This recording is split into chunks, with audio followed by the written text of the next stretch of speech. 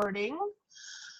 So today we're going to talk about the competition, and we're going to talk about the different steps involved in your projects.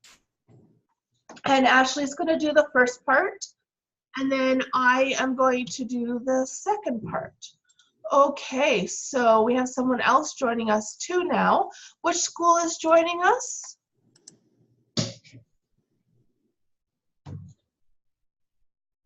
Oh, okay. So yeah, feel free to chime in and let us know, but Ashleigh's going to get started. She's also going to be talking to you about where you're from and what grade you're teaching.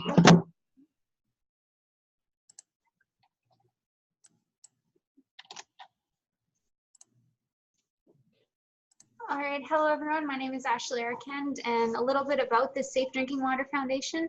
We have been a registered charity since 1998, and we send water testing kits to schools and have other water education programs as well. So you can say or type in the chat which grade you're representing, and you can also type in the chat where your school is located, or you can tell us yourself to see which schools are represented here today. Yeah, and I see that a third school seems to be joining us here. So we have a school in Ottawa. We have, Pierre Savard in Ottawa. And we also have Brandon. So I'm guessing that might be in Brandon, Manitoba, or maybe that's someone's name. And then La Jeunesse. Oh, so St. Joseph School, Tilbury. Oh, so it is someone's name and it's not Brandon, Manitoba. Okay, and this third school, do you want to chime in about where you are, what school you are, and also what grades you teach? So Pierre Savard, if you can say what grades you teach, and as well, yeah, okay, so St. Joseph School is grade 8, and Pierre Savard is grade 7 science, and I'm not hearing anything from La Jeunesse. So we'll move on, but feel free to chime in at any point, La Jeunesse, with your school name and where your school is and what grade levels you teach.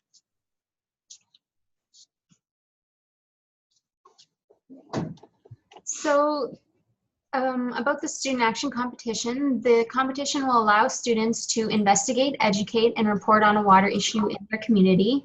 It's open to K-12 students across Canada, and the first 10 schools registered will receive Operation Water Drop kits, and these kits will help you give background information about things such as your tap water quality and looking up guidelines for Canadian drinking water quality as well. And the project must take place in Canada. The grand prize for the competition will be a water bottle filling station for your school, a commemorative plaque, and additional water testing kits or reusable water bottles as well. Oh, I see that La Jeunesse has changed their name to La Jeunesse Grade 6 Saskatoon, and they're teaching grade 6 in Saskatoon. That's also where we're based.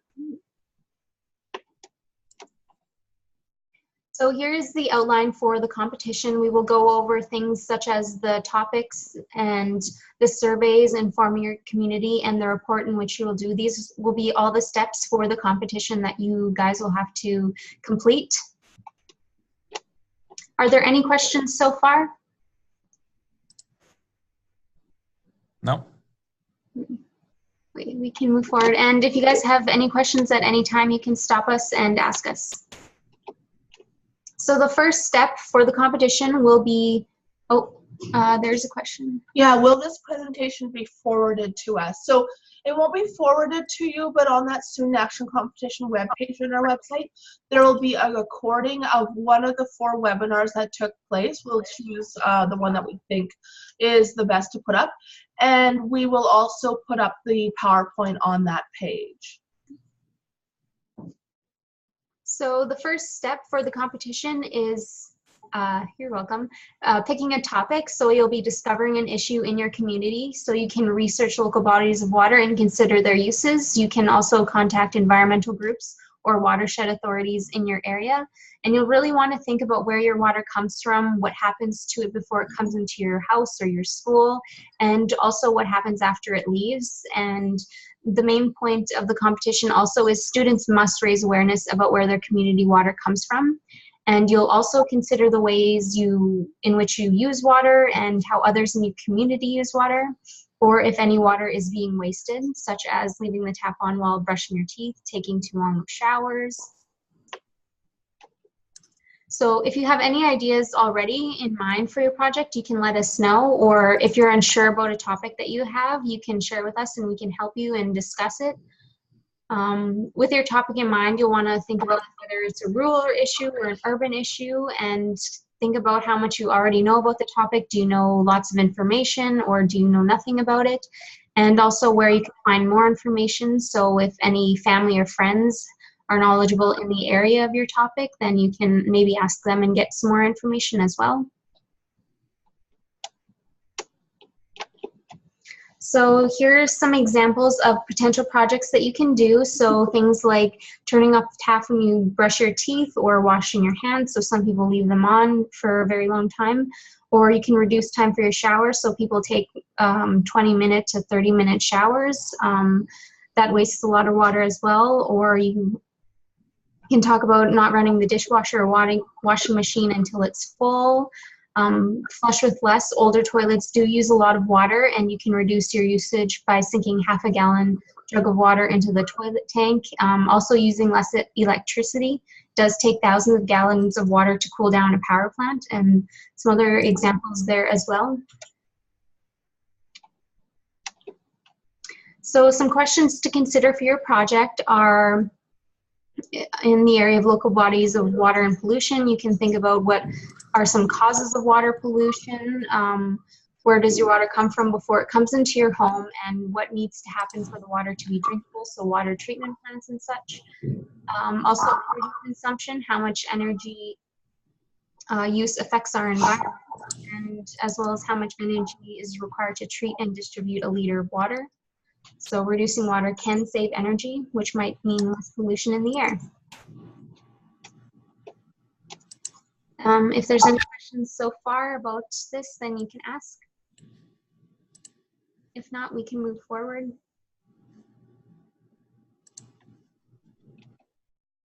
So the survey and gathering data is the next step for the after you've picked a topic.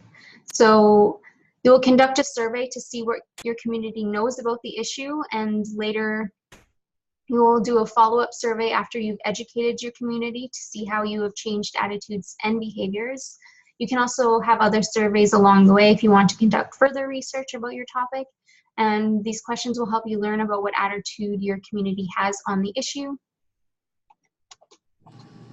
So thinking about questions that you can ask in your survey, such as using yes or no questions or short answer questions, which are easy to answer in a few words. You can be specific, and such as leaving the tap on while brushing your teeth or washing your hands.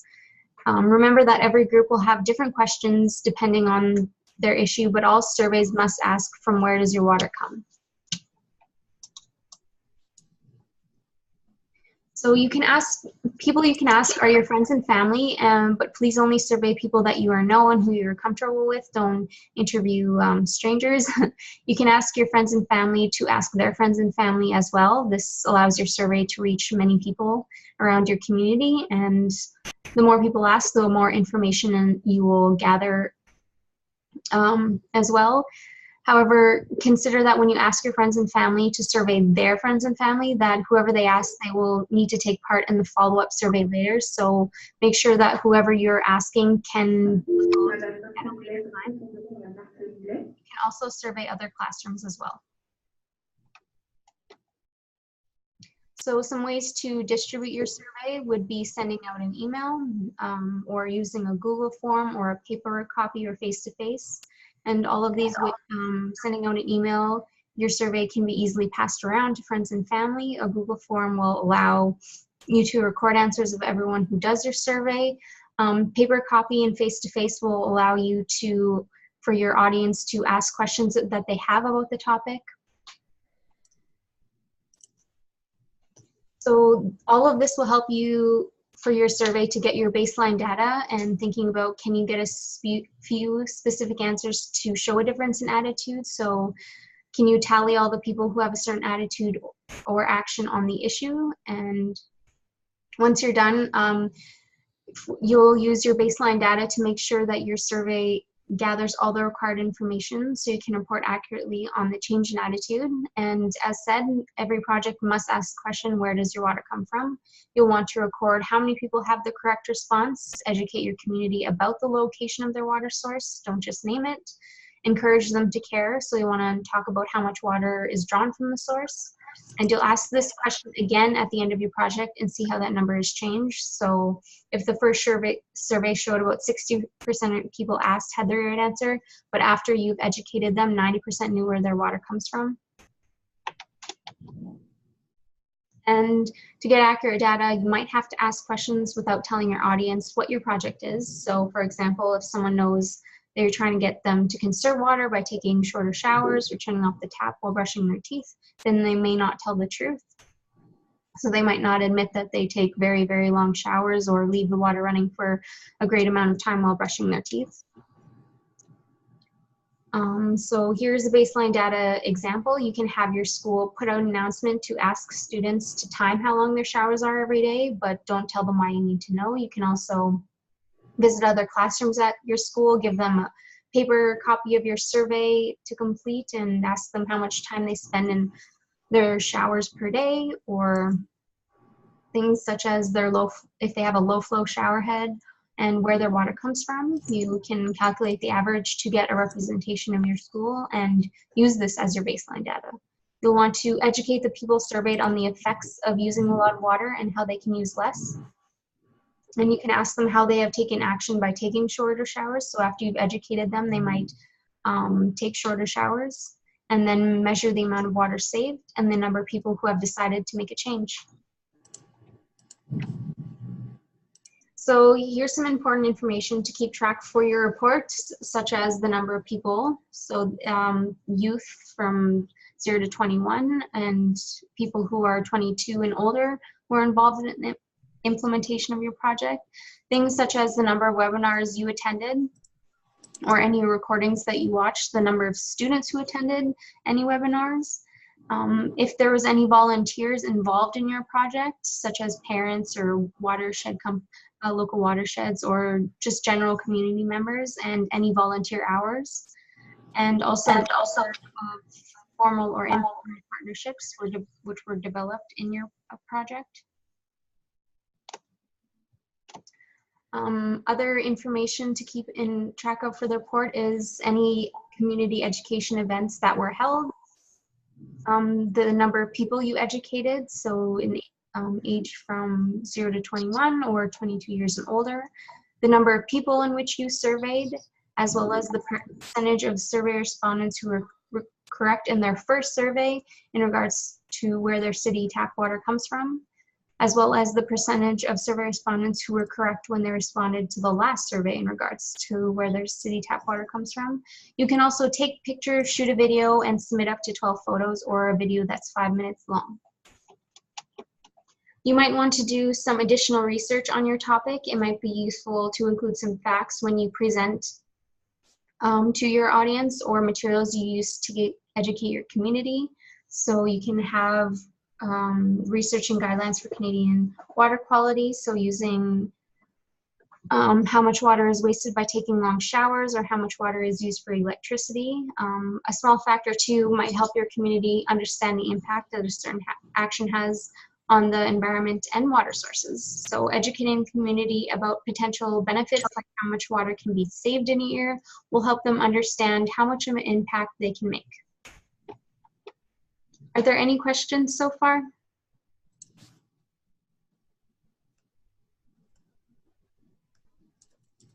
If not, we can move forward.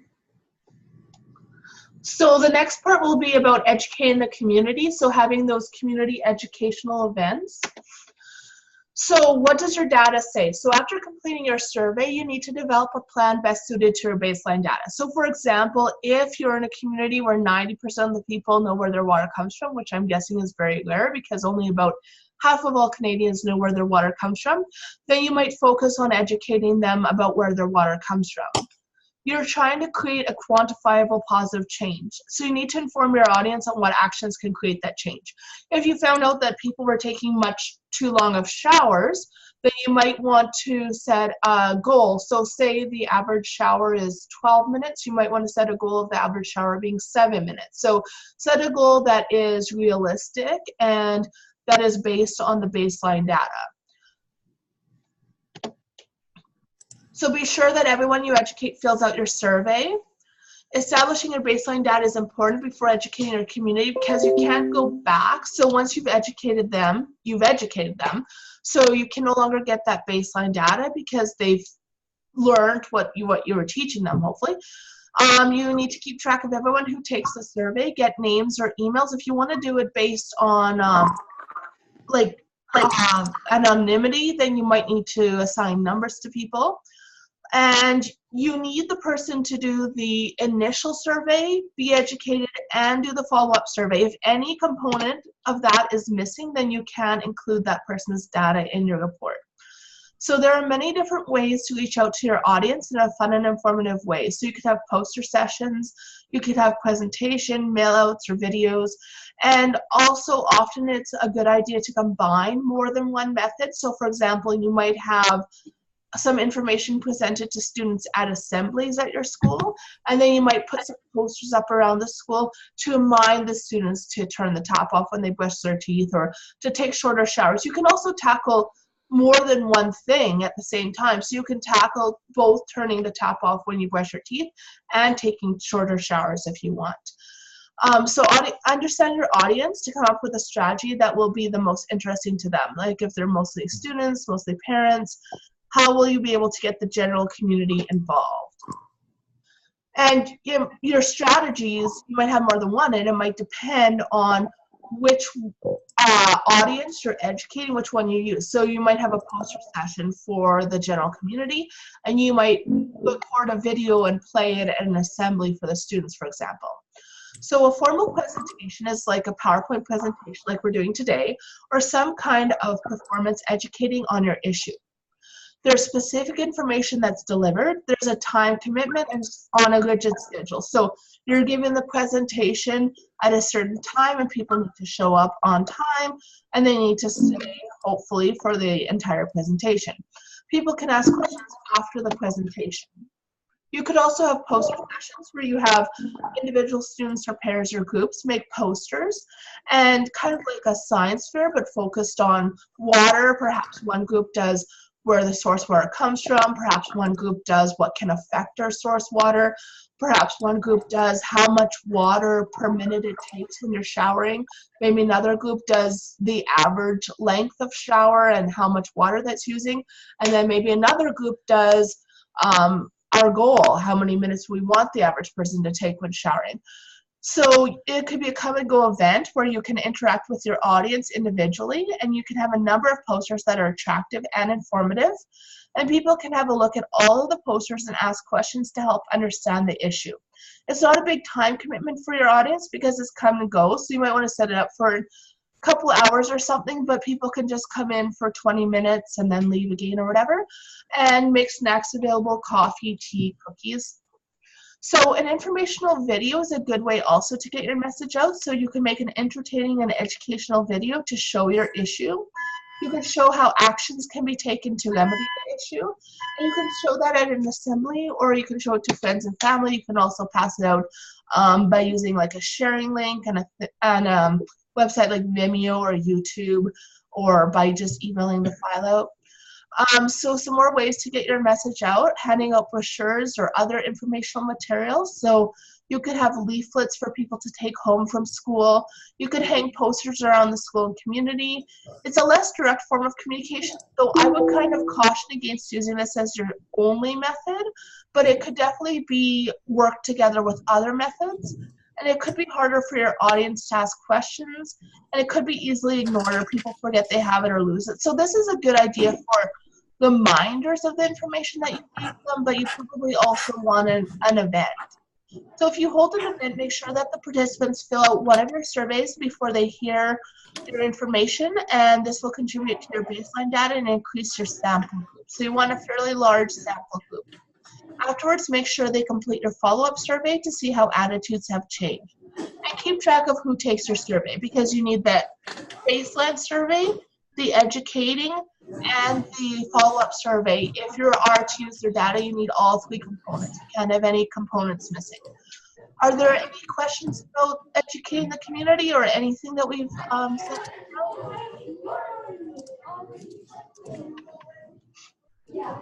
Okay, so follow-up survey. So once you have educated the community, you will return to the same people. Oh, our sample surveys available. We haven't done up any sample surveys, but we're definitely available to help you. So we'd be more than willing to discuss with you what you're thinking about surveying people about and helping you to make your survey or look at your survey before you hand it out. So feel free to reach out to us and get our help. Once you have educated the community, you will return to the same people that you initially surveyed the first time and ask them the same questions to see what they learned. So be sure to ask the same questions that were on your first survey to see how attitudes and behaviors have changed. Ask the same people who took the first survey.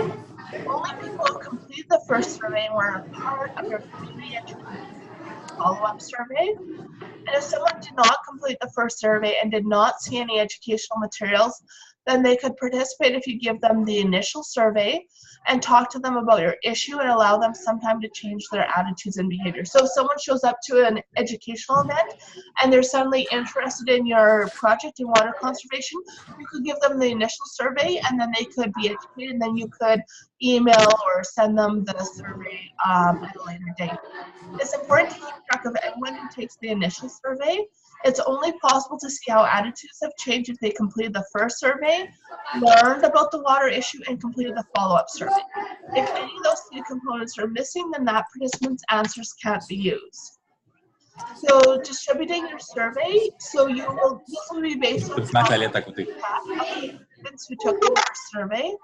Sending an email, this will only allow your survey to be passed around to friends and family. A Google form if you have a Gmail account.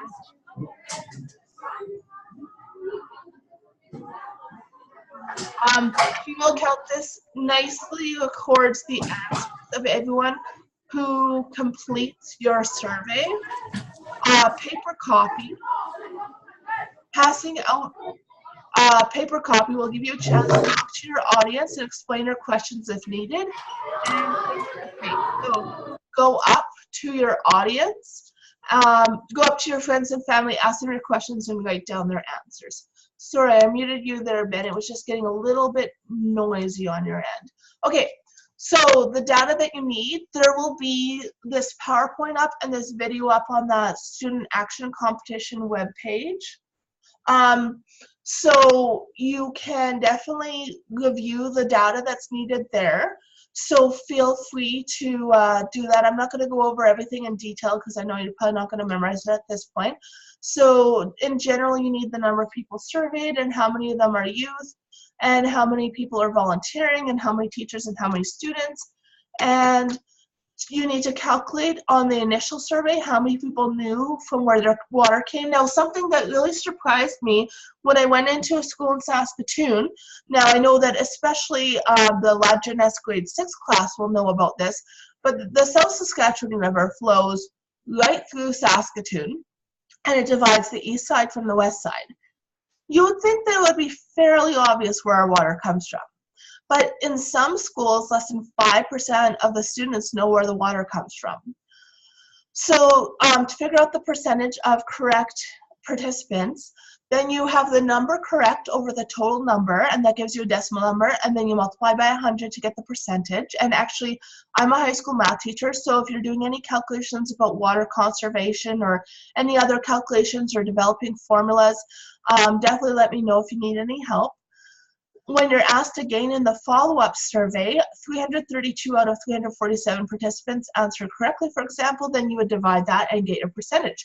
And then you could see how many more people are, what the difference of the percentages from who knew at the beginning and who knew after you educated them.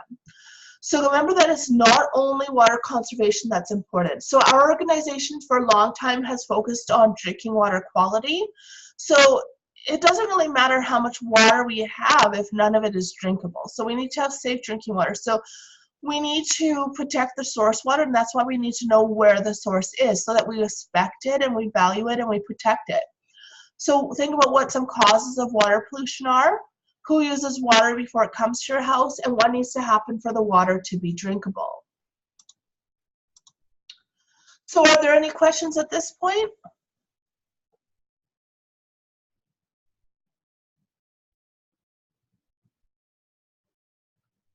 Okay, we're almost at the end here. So the final report is the last step, and that's what you're judged on in terms of who's going to be the winning school from K to 8 and grade 9 to 12. So the winning school will receive a prize package that has a value of $3,000. So this value is set such that you can for sure receive one water bottle filling station at least, and a commemorative plaque to go near the water bottle filling station.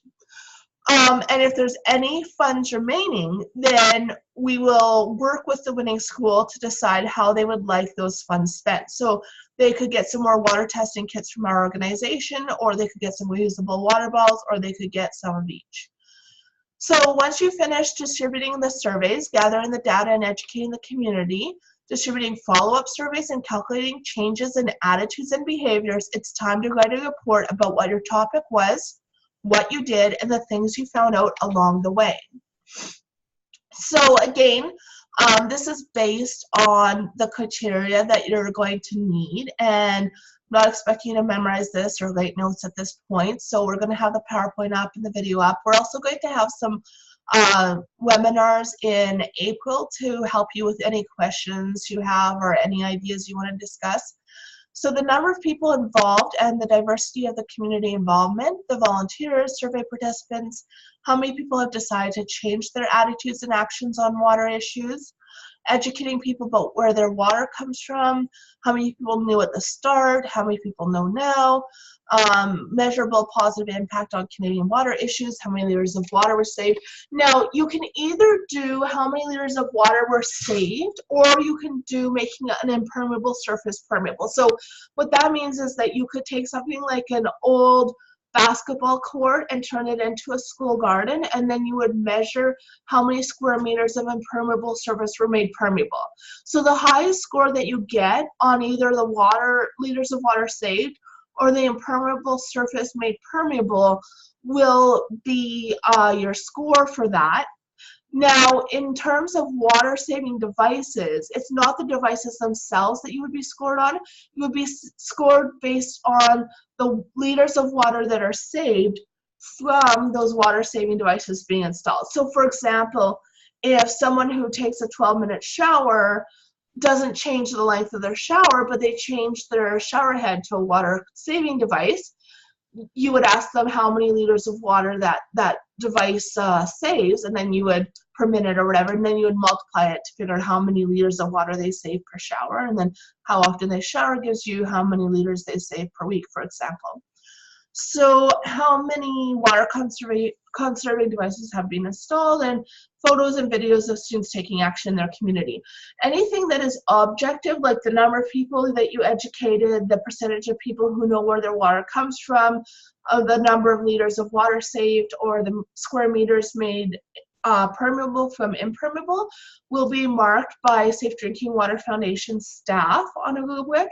And then anything that is subjective, we will have volunteer judges to mark, because we will be involved with your project sometimes. Sometimes, especially if the school is in Saskatoon, they'll invite me to give a presentation, but I can also do webinars for your specific school or your specific class, and also help you with your surveys and stuff. So I might get to know some of the classes better than others. So to keep it fair, anything that's subjective is marked by our volunteer judges. So at the completion of your project, all that is left is to fill out the final report submission. So complete the online form. So everything will be on that student action competition webpage. It's best during this competition to check that page about every couple weeks or so to see if we've put up any more resources or any information or updates. So here's the final project, what to think about. So did your project take place in Canada? Write a description of your action project. Did you or your students attend or watch any of the webinars? How many students attended? How many youth were directly involved? How many volunteers were involved? How many hours did they volunteer for? How many people did you educate? How many were youth? How many surveys were distributed? How many people completed them? How many community educational events were held?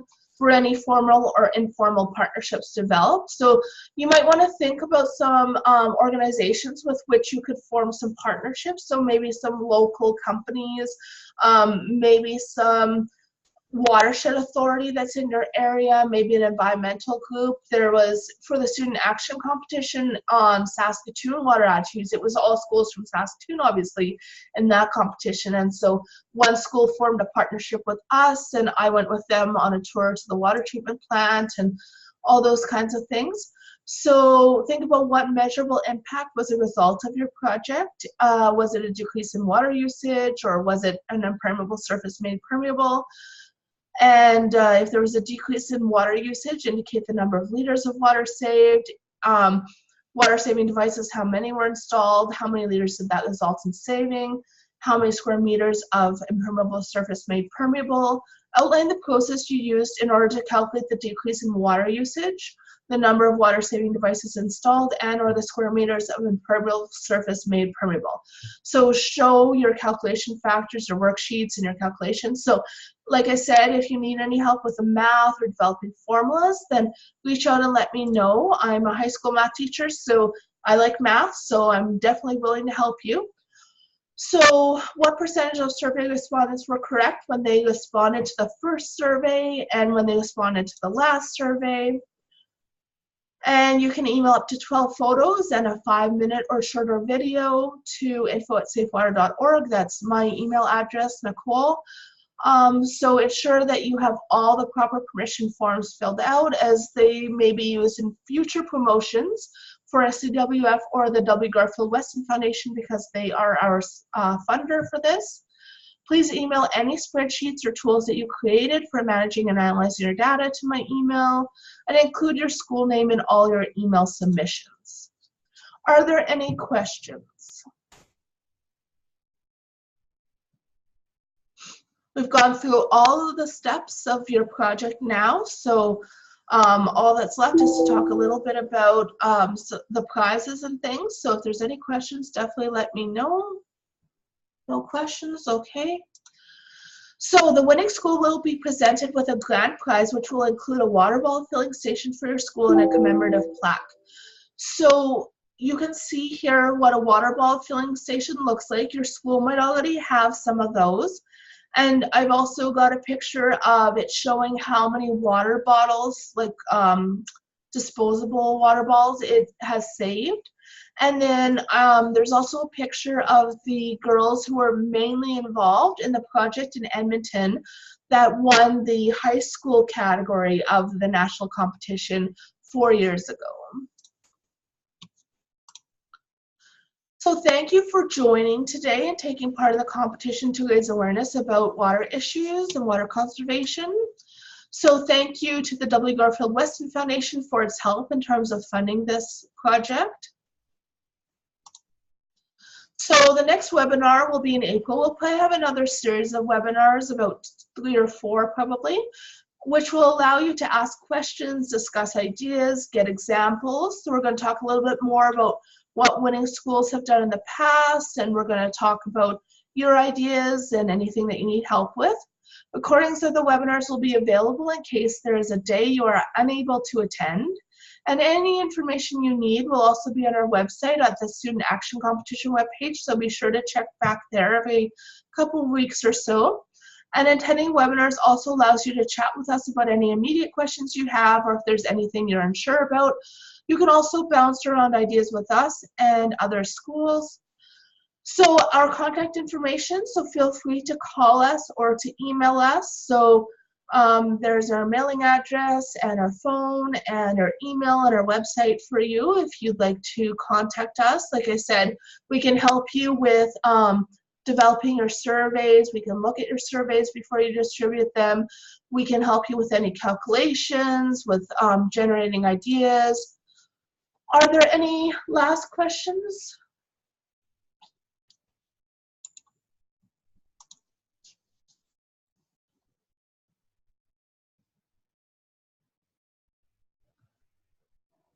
Okay.